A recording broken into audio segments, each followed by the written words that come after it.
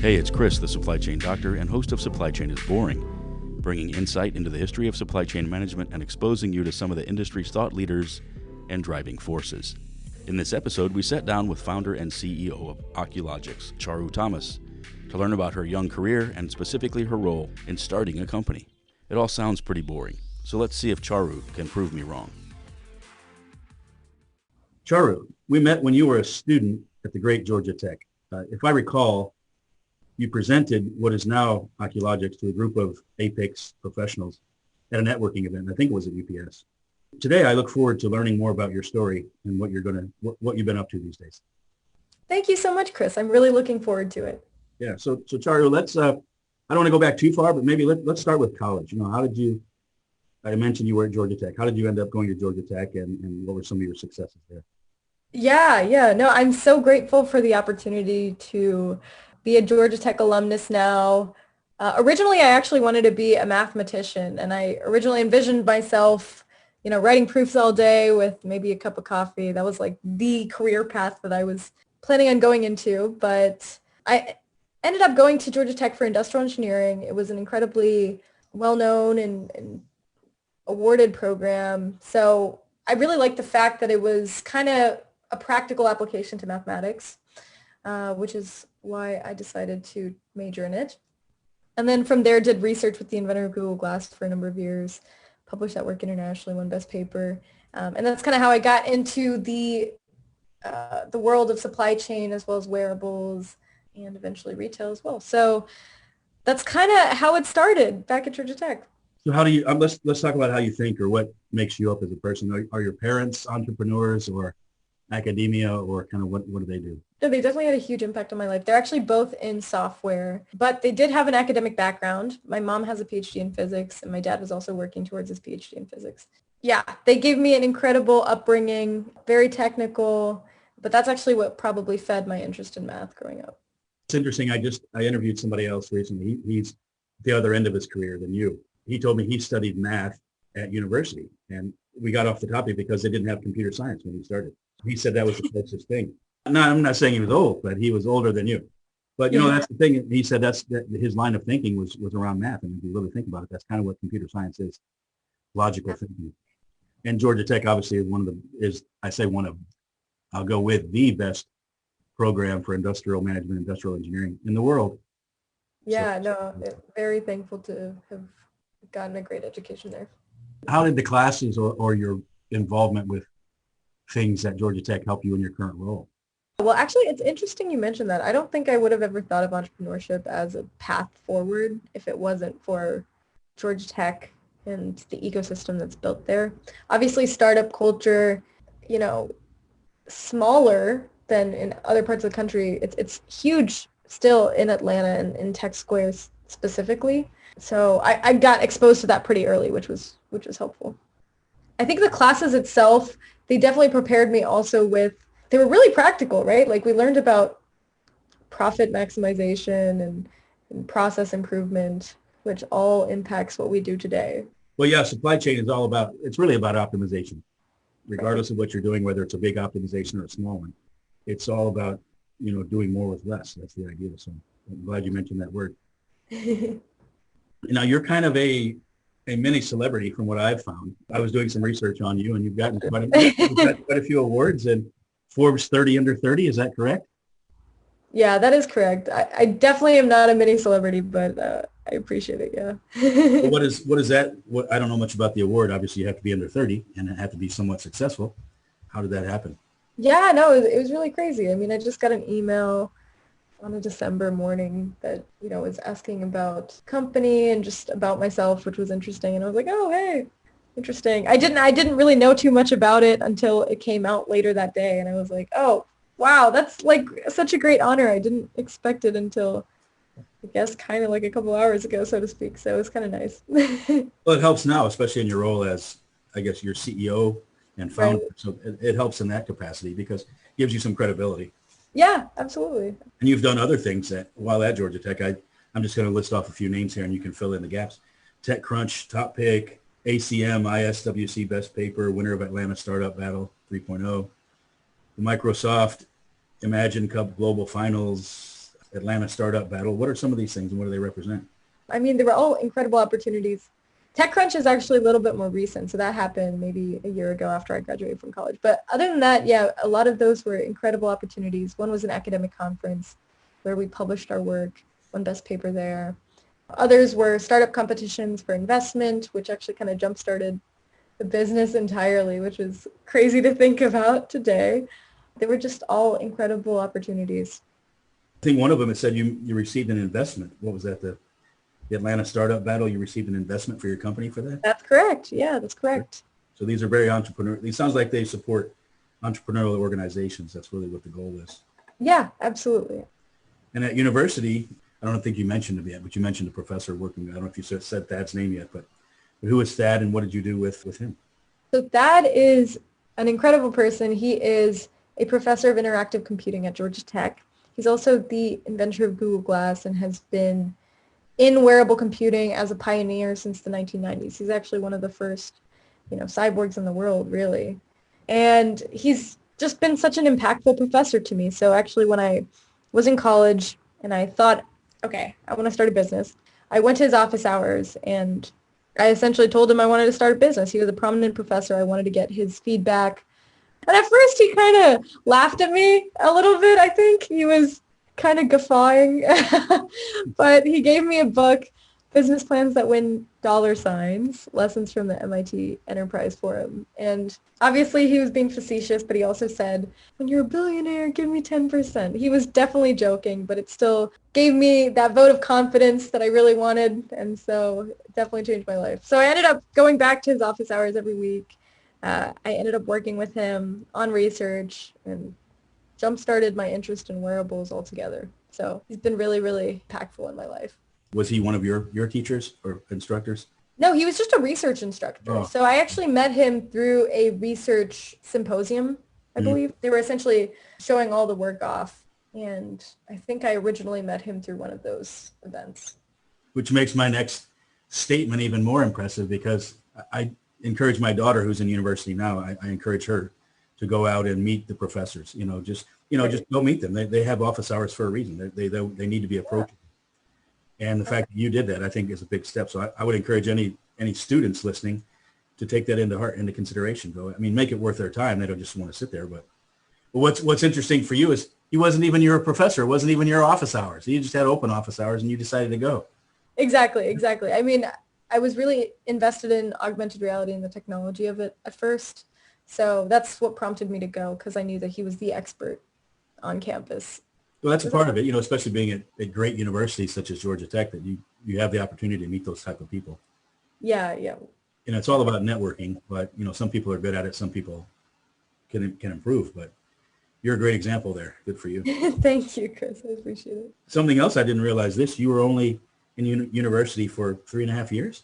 Yeah. That means you either graduated early or you didn't graduate. I don't know which one.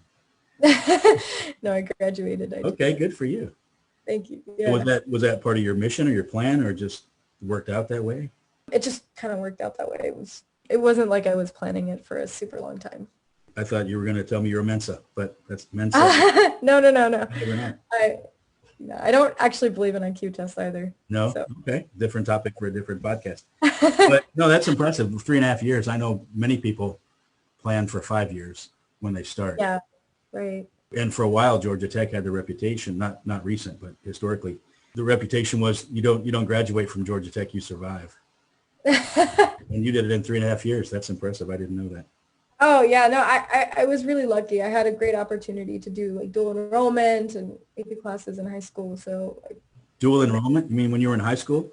Yeah. You were taking classes at Georgia Tech? No, not at Georgia Tech, but I was taking classes at a local community college actually. Okay, that gave you college credit. Okay. Now you did an internship at university? I did. I did one internship with Martin Brower, who's the supply chain for McDonald's North America. And that was actually my first time in a warehouse. So that was through university? They helped you get the opportunity? Or is that something else I want people to take advantage of, is these internships? Yeah, I actually got it through research as well. So prior to meeting Thad, I also did research with Professor Sweet. His name is Dr. Larry Sweet, and he is currently a worldwide director of automation at Amazon. But prior to that, he was a professor as well in the Robotics Institute at Georgia Tech. So I was doing work with him in logistics simulation for autonomous vehicles and essentially got an internship through that. So that was my initial, I guess how I moseyed into supply chain randomly. It was through research as well. Well, that's interesting because Georgia Tech, although they do not have a formal supply chain program, they are one of the best in supply chain management in general. So interesting. Yeah. So I will have to give a shout out, Dr. Larry Sweet, for getting you connected at McDonald's supply chain internship. Yeah, absolutely. I was very lucky. And that's where you learned about warehousing. And I think I read somewhere that's kind of where the idea for Oculogx came up. Is that you wanted to visualize loading trucks better or something? I can't. That's exactly right. So, while I was there, I learned a lot about warehouse processes. One of them is called diagramming, which was essentially diagramming the back of a truck. I had a lot of colleagues who were doing it manually, and it looked very, very frustrating for them. So I was trying to come up with a better way that they could essentially do their jobs. That's kind of been the idea behind everything that I've been doing for the past couple of years too, because it all comes back to, okay, how can we enable people to do their jobs better and more efficiently? It's interesting. I looked at your website. Can I say your website? Cyborg? Go for it. That's pretty neat. So I'll say cyborgcharu.com. So check that out. That was neat. Again, my daughter's in university and studying computer science, so she's all about that stuff. I'm going to show her the website. Yeah. It's neat where some of the quotes from your site, I think you were talking about, we can make our bodies smarter. And the cool thing about science is that we don't really know anything, just those kind of things. It kind of sounds like what you were talking about. Visualization, those types of things. Yeah, absolutely. You can invent the future. That's kind of how it started. Yeah. Invent the future. That's cool about research. Yeah. You were also in research at university, so that was a job for you? So you graduated and then went into research, or you were doing it along? No. I just did it while I was in university. Okay. I stopped doing research after. What gave you the courage to start the business? So you are the founder, but let me lay it out first. You run a business today. It's called, what's it called? Oculogx. It started out that where I met you was improving pick productivity in the warehouse. Is that correct?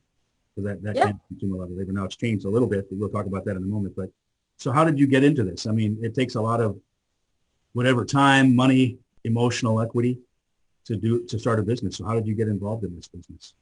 It really just stems from research. Obviously, doing research for a couple of years enabled me to understand a lot about the industry. I understood all the alternatives that existed, the pros and cons, how people were making decisions, as well as the size of the problem. That was kind of the start of it, honestly. Thad came and said, hey, you need to do this, or Larry Sweet gave you the encouragement, or something you had an internal desire to run your own business? Yeah, I think it came down to I just wanted to run my own business. I started becoming more interested in entrepreneurship by being around Tech Square and going to those entrepreneurship nights at ATDC. And I just started going to entrepreneurial things and seeing entrepreneurial people, and that kind of influenced me that I wanted to become an entrepreneur. So yeah, I mean, that's essentially where it started. It started through research. And when I was graduating, it was kind of like a moment where I was trying to decide, okay, do I want to go to grad school, get a PhD, do research, or do I want to, go full-time, be an entrepreneur? And it was really confusing because I couldn't tell which one made more sense for me, because I'm naturally a really good researcher, or, I was just very comfortable in that position because, I'd done it for a long time, and entrepreneurship was very different. My mom actually encouraged me to become an entrepreneur. That's kind of what made me do it originally. Well, that's got me to that's where I wanted to get to, the genesis. It's either an internal burning desire, which typically comes from somebody or something. Yeah. That's nice. Most people have it. If you don't have it, I don't think you can really do it. No, I don't know about that, but no, that's true. Different views. But so when I met you, you were giving the presentation at a meeting at UPS headquarters about the picking productivity part of the solution in the warehouse. Did you ever, and I know it's shifted since then, did you ever get your solution working in warehouses? Yeah. The solution definitely works in warehouses as well as retail stores. I mean, fundamentally, they're kind of the same thing. So yeah, they are. Really interesting and insightful. So you started with pick productivity improvements in the warehouse, which I think is fascinating, because typically that's where the majority of the labor is consumed, and that results in operating budgets. And then I recently read where you've made a transition into retail grocery. So can you tell me a little bit about that change? I mean, I don't think it's fundamentally too much of a change because the idea is still the same, and where it is also kind of the same. Mm-hmm. The fundamental difference is that a retail store has other people in it, so you have patrons there, which is a little bit more complicated actually from a supply chain standpoint because you can't have as much automation, or it makes it a little bit more challenging to automate existing infrastructure. So that's why it was especially interesting for our technology to work there because all the challenges with automation are where semi-automation can really shine. I think it just came from a little bit about learning the challenges of the retail buy online pickup in store landscape versus the challenges of warehouse. I think the warehouse has been investigated for so long that there's so many different variations and solutions out there. So it's easier for buyers to get inundated, but in the retail and buy online pickup in store area, the pain is really strong. And so finding a solution for it can be really, really crazy big. And then you get to the broader market and go everywhere, because they're essentially the same thing. What does your solution do for these retail pickers? So we built a digital order fulfillment platform that enables them to do more in less time. And the way it actually works is they utilize 3 different modules. One is our back-end system that does batching and orchestration. Then we also have a front-end hands-free fulfillment technology, and then a mobile fulfillment technology. So all of those can work in conjunction or on top of your existing systems and enables your workers to do more with less. Who buys your solution in the retail? Generally, we work with enterprise and mid-market customers. Now, there's obviously a lot of people in the organization that we can help with. So traditionally, we sell on the operational side. So the VP of Digital Operations, VP of Supply Chain Services. And that would be for Kroger or Publix, or who's going to buy it, or Grubhub? And I'm thinking about who the users are. Primarily, it's retailers at the enterprise level probably have over $2 billion in revenue. And then at the mid-market level, probably have over $100 million in annual recurring revenue. So obviously the logos that fit both those markets vary drastically. Like they can be regional players, national, international types of grocers, retailers, fashion. So it kind of works in quite a couple environments. So you're teaching me something new here now. So the model is for, buy online, pick up in store. That can be, as I said, Grubhub, which is independent contractors, or it can be, and I was at a Walmart recently. I saw them. This is why it's so fun to, go to the grocery store with me, because I started asking all these questions. I was following around this lady I see picking to a cart. I'm sure I impacted her productivity, but it was neat to see what she was doing. But I think she was a Walmart employee. So that would be your target? Yeah, we can serve both models, independent contractors as well as distinct, employees of the grocery store or retailer. Okay. We support multiple models. I think it is very helpful, especially for retailers that might have their own workforce or might be using an extended workforce that they themselves provide. So, Yeah, because if, I'm going to go back to what you said earlier. Basically, that user or that operator at the retail store is essentially a picker that you see in a warehouse.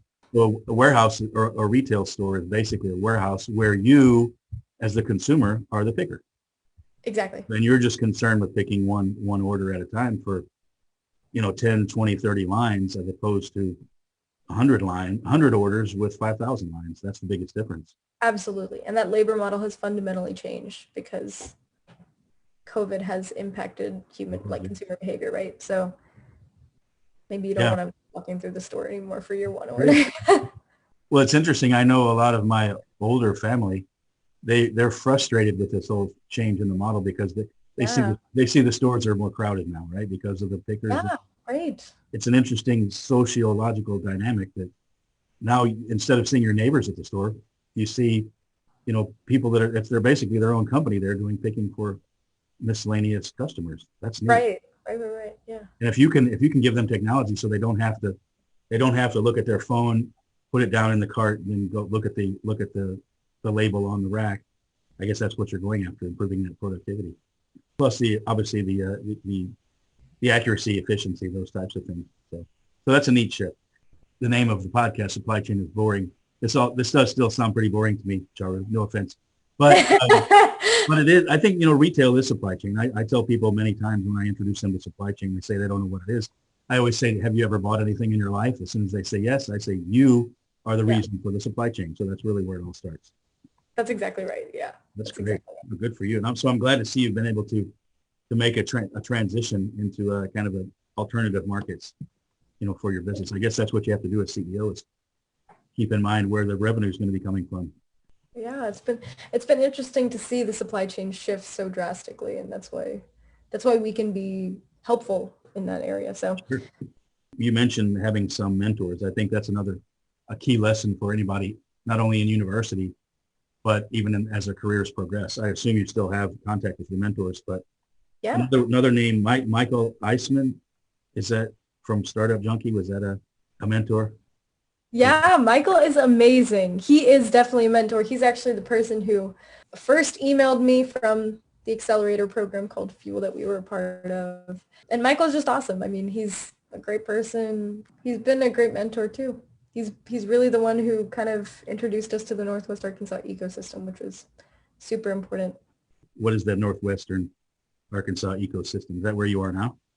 That is where I am now, and it is very interesting. I mean, if you've never been to Bentonville, Fayetteville, NWA in general, it's a very tight-knit community.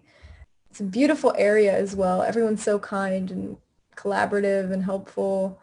It's kind of like a little secret, no one really knows too much about it, and then you go there and it's the biggest and best surprise ever. It's obviously had a big impact on supply chains and business in general. I just did a recent interview, and the person I interviewed said, supply chain is not boring, that's your job, is to prove that it's not boring. So, but supply chain is not boring, he said, because 5 of the top 10 wealthiest people in the world come out of supply chain. And I asked him who, and he said Jeff Bezos, obviously. Right. Yeah. And then he dropped Zara, the founders of Zara, and they're big in supply chain as well. And then he said, and the Walton family, so Walmart, because you think Walmart as a retailer, but in reality, they were really heavy in the transportation, automation, everything else. So that's interesting. And you happen to be right there in the mecca of Walmart itself. It's a great place. You should come visit. I guess I have to make an effort there. I know a lot of people go there that are selling things, trying to get the buyers to get the product in the store. So, but I've never been myself. But Michael, back to that, I think he paid you a good compliment. I found this through some more research. He said, ideas are important, but the founder's tenacity has a much greater impact on the success of a business. And it was clear very early that Charu has the right stuff. So good for you. That is very sweet. That's a very kind thing for Michael to say. He's I just copy and pasted. I didn't say it. So, so obviously you're impressing the right people. Yeah, Michael's awesome. Hey, Chris, when you're out here, I'll introduce you. We'll all go out. Yeah, please do. I need to meet. Maybe I'll interview him. Yeah. There's another name here, and I forgot where I found it. Brian Boudreau. Yes, Brian is amazing. Brian is awesome. He is the previous Senior Vice President of Logistics at Walmart, and he's been an incredible advisor to me as well. Stand-up guy, just incredible guy. Always has taught me a lot about leadership and communication and all the right things you need to be successful in. So I'm very grateful to Brian as well for being an incredible mentor.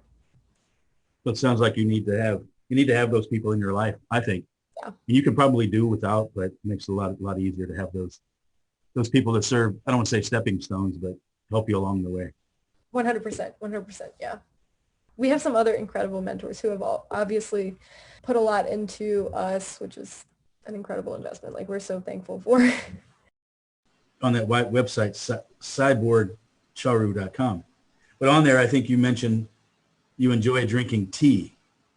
I do. You're a tea connoisseur. What's your favorite tea? Oh my gosh, I love so many different types of tea, but one of my favorites probably passion, just like hibiscus passion, like, the Tazo passion hibiscus. It's very fruity, very delicious. What's your favorite type of tea? Do you have? It's not going to be as sophisticated as your palate, but Chick-fil-A sweet tea. Oh, I love sweet tea. Oh my gosh. That's a classic. Before we go, I've got just one more question, and something I always like to conclude with is getting recommendations for somebody that wants to start their own company? And in my experience, the biggest thing that I would consider when starting a business is that it takes time.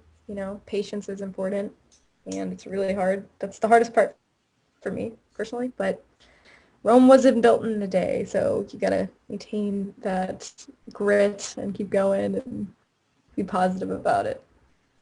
I think you have to have a strong vision as well. I think that's what I see is, and having done these other interviews, I hear people, a consistency is you have to love what you're doing. I assume. Yeah, absolutely. Because you're going to be doing it. I think the vision helps with that. Yeah, because if you see something, you see something so strongly that you want to make happen, then you'll love it because it'll always be contributing to that greater goal. Well, thanks again, Charu, for your time. I'm glad to have you in my network. I'm glad I had a chance to briefly meet you during your time in Atlanta or at university. I know you've been in Atlanta for a long time. Thank you, Chris. And I look forward to seeing your success. Thank you, Chris. I appreciate it. Thank you so much for having me, by the way. You bet. Thank you. Supply Chain is Boring is part of the Supply Chain Now network. We highlight historical events, companies, and people in supply chain management and create a picture of where the industry is headed. Interested in learning more about supply chain technology startups, mergers, acquisitions, and how companies evolve? Take a listen to Tequila Sunrise, crafted by Greg White. Or check out This Week in Business History with Supply Chain Now's own Scott Luton to learn more about everyday things you may take for granted and pick up short stories you can use as general conversation starters. The Logistics with a Purpose series puts a spotlight on neat and interesting organizations who are working toward a greater cause. If you're interested in logistics, freight, and transportation, take a listen to the Logistics and Beyond series with the Adapt and Thrive Mindset Sherpa, Jamin Alvadrez. And check out the newest program, Tech Talk, hosted by industry veteran and Atlanta's own Corinne Bursa. Bursa will discuss all things digital supply chain. If interested in sponsoring this show or others on Supply Chain Now, send a note to chris@supplychainnow.com. And remember, supply chain is boring.